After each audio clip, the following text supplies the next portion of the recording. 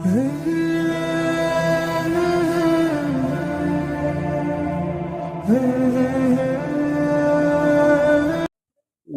جو جگہ ہمارے پیچھے نظر آ رہی ہے آپ کو بتائی جائیں گی، یہ وہ مقام ہے زمانے جاہلیت میں اللہ کے نبی صلی اللہ علیہ وسلم کی بعثت سے پہلے عربوں میں ایک بہت ہی بری رسم تھی۔ لوگ جو ہے اپنی خود کی بیٹیوں کو اپنے ہاتھوں سے گڑھے کر کے زندہ ان کو دفن کر دیا کرتے تھے۔ یہ اسلام کی برکت ہے کہ اللہ تعالیٰ نے اس مذہب کے طفیل میں بیٹی کے مقام اور مرتبے کو بتایا، اور اس بری رسم کا خاتمہ نبی کریم صلی اللہ علیہ وسلم کی بعثت کے بعد ہوا۔ یہ جو جگہ ہے حرم سے بالکل قریب میں، اس جگہ پر جو ہے بچوں کو زندہ دفن کیا جاتا تھا، اور ماں باپ جو ہے اپنی بیٹی کو سجا کر، اس کو نہلا دھلا کر سجا کر لے کے آتے تھے، اور باپ اپنے ہاتھ سے اپنی بیٹی کو زندہ دفن کرتا تھا۔ نبی کریم صلی اللہ علیہ وسلم نے بیٹی کا مقام اور مرتبہ، عورت کا مقام اور مرتبہ بتایا، اور اس کے بعد ایسا موقع آیا کہ غزوہ احد میں حضرت حمزہ رضی اللہ تعالیٰ عنہ جو سید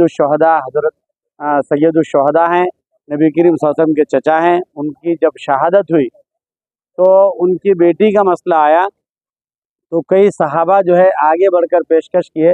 کہ حمزہ کی بیٹی کی پرورش ہم کریں،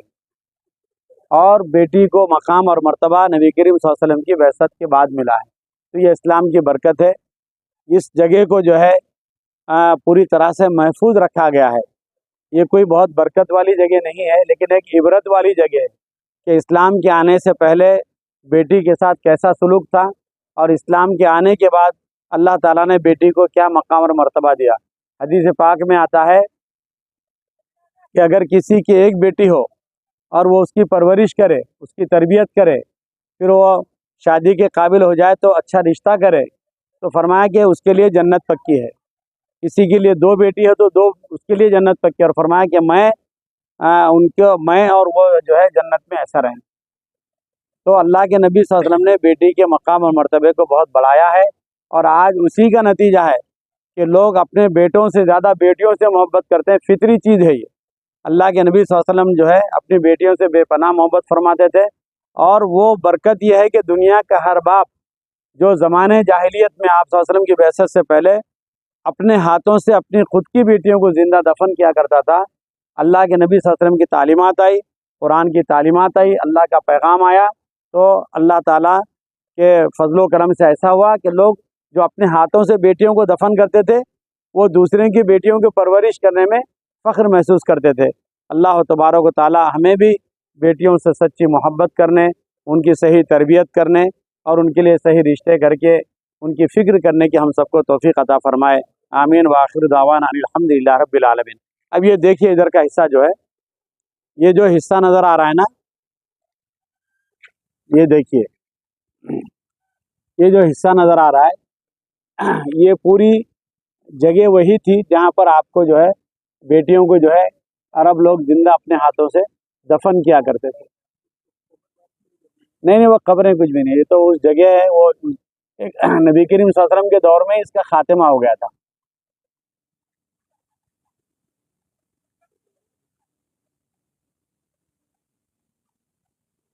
تاریخ میں ہم پڑھتے ہیں ایک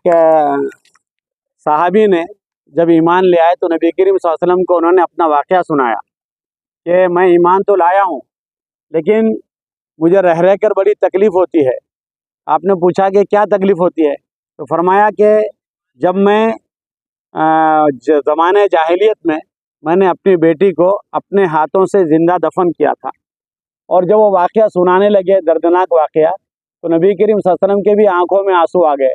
تو ایک صحابی تھے، انہوں نے کہا کہ بھائی کیوں نبی کریم صلی اللہ علیہ وسلم کو تکلیف دے رہے ہو؟ تو آپ نے فرمایا کہ نہیں، اس کے درد کو بیان کرنے دو اور اس واقعے کو سنانے دو۔ پھر آپ صلی اللہ علیہ وسلم نے پورا واقعہ سنا،